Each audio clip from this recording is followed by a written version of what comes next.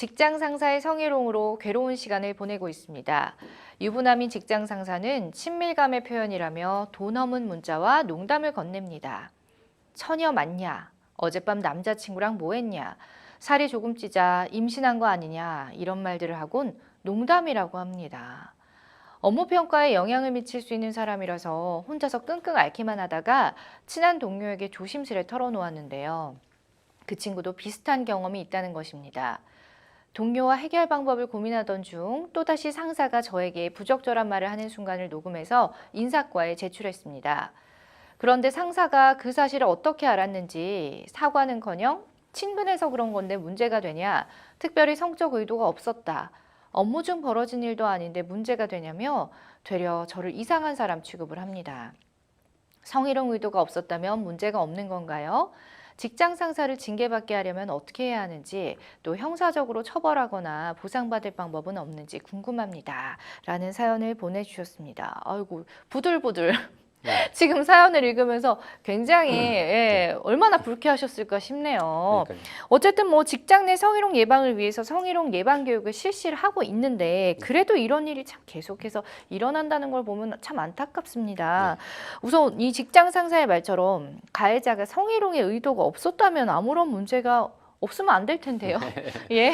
네, 결론부터 말씀드리면 당연히 X. 그죠? 네, 네. 성희롱을 판단하는 데 있어서는 가해자의 의도, 나는 그런 의도가 전혀 없었다. 피해자가 혼자 그렇게 느낀 거다라고 이제 가해자의 일반적인 얘기긴 하지만 이거는 당연히 성희롱인지 여부, 아닌지 여부의 판단함에 있어서는 주관적인 의도가 아니라 그 피해자 입장에서 성적 수치심을 유발할 수 있는 것인지 객관적으로 수치심을 느낄 만한 상황인지를 기준으로 판단하기 때문에 주관적으로 나는 그런 의도가 없었다는 것만으로 면책되지 않습니다.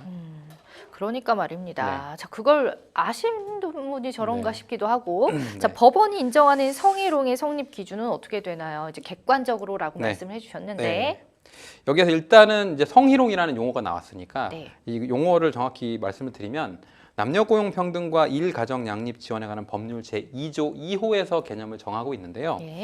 직장 내 성희롱이란, 그러니까 여기에서 일반적인 형사처벌의 대상이 되는 성희롱이라는 것은 없고 직장 내 성희롱을 정하고 있는데, 사업주 상급자 또는 근로자가 직장 내 지위를 이용하거나 업무와 관련하여 다른 근로자에게 성적 언동 등으로 성적인 굴욕감 또는 혐오감을 느끼게 하거나 성적 언동 또는 그 밖의 요구에 따르지 않았다는 이유로 근로조건 또는 고용에서 불이익을 주는 것을 말한다라고 개념을 정하고 있고요. 법원에서는 이제 그 성립하는지 여부에 대한 판단 기준으로 당사자의 관계, 행위가 행해진 장소 및 상황, 행위에 대한 상대방의 명시적, 추정적 반응의 내용, 그리고 행위의 내용 및 정도, 행위가 일회성 또는 단기간인 것인지 계속 반복된 것인지 등 구체적인 사정을 참작하고 있어서 객관적으로 상대방과 같은 처지에 있는 일반적이고도 평균적인 사람으로 하여금 성적인 굴욕감이나 혐오감을 느낄 수 있게 하는 행위가 있고 그로 인해 굴욕감이나 혐오감을 느꼈는지를 기준으로 법원은 판단하고 있습니다. 그렇군요. 근데 되려 이 가해자 입장에서는, 이 상사 입장에서는 업무 관련해서 벌어진 일이 아니니까 괜찮다. 사적인 농담이 아니니까 사적인 거라 괜찮다라고 하는데 오히려 사적으로 이렇게 따로 업무 외에 문자를 보내는 게 더 문제가 되지 않을까라는 생각도 들거든요.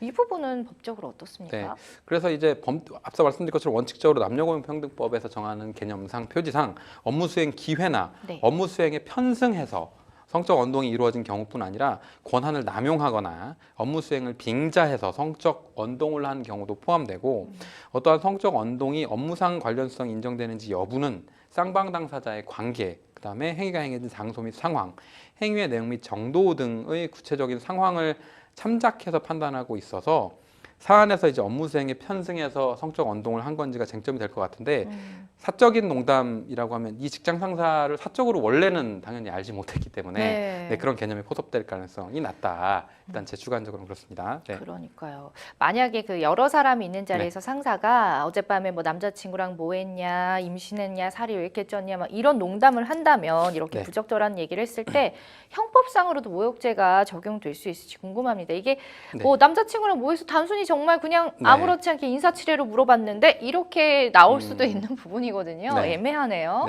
그래서 이제 형법 법상 제 311조에서는 모욕죄를 정하고 있는데 공연히 사람을 모욕한 자에 대해서는 1년 이하의 죄송합니다. 징역이나 금고 또는 200만 원 이하 벌금에 처하도록 정하고 있는데 상황에 따라서 지금 표현의 내용에 따라 보면 네. 구체적으로 상대방이 모욕감을 느꼈을 가능성도 있는 표현으로 보이고요. 그래서 구체적으로 유사한 뭐 성적인 상대방에 대한 표현을 했다는 이유로 모욕죄가 인정돼서 벌금형의 처벌까지 받은 예도 다수 존재하고 있습니다. 그렇죠. 이게 한두 번 이런 농담을 건넸기 때문에 스트레스를 받거나 이런 네. 얘기를 하는 건 아닐 거라는 생각이 듭니다. 그 네. 말하는 뉘앙스도 되게 중요하잖아요. 네.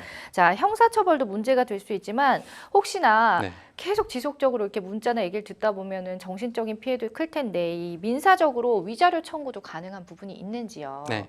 민법 제750조에서는 불법행위의 내용으로 이제 고의 또는 과실로 위법행위로 타인에게 손해를 가한 자에게 배상 책임이 있다고 정하고 있는데 구체적으로 만약에 앞서 말씀드린 것처럼 모욕죄라든지 어떤 구체적인 행위가 특정돼서 인정된다면 그에 따라 민사상 손해배상으로 위자료 청구도 가능할 것 같아 보입니다. 그렇습니다. 자, 지금 뭐 상사가 성희롱 증거를 제출한 사실을 알고 오히려 사과는커녕 이상한 사람을 취급했다라고 지금 말씀을 해주셨는데 네. 여기서 이처럼 2차 가해 문제도 참 큰 것 같다는 생각이 들거든요. 네. 이 경우에 이제 직장 상사에 대해서 어떠한 처분이 내려질지 변호사님 입장에서 보시면 네. 어때요?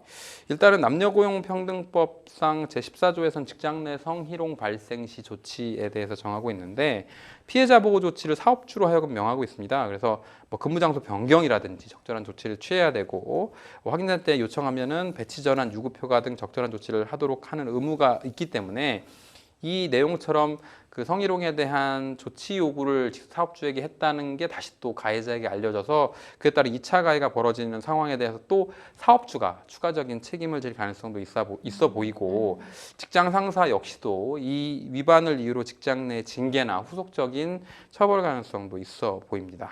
예, 알겠습니다. 자, 참고해서 잘 좀 대처를 하셨으면 좋겠습니다. 네.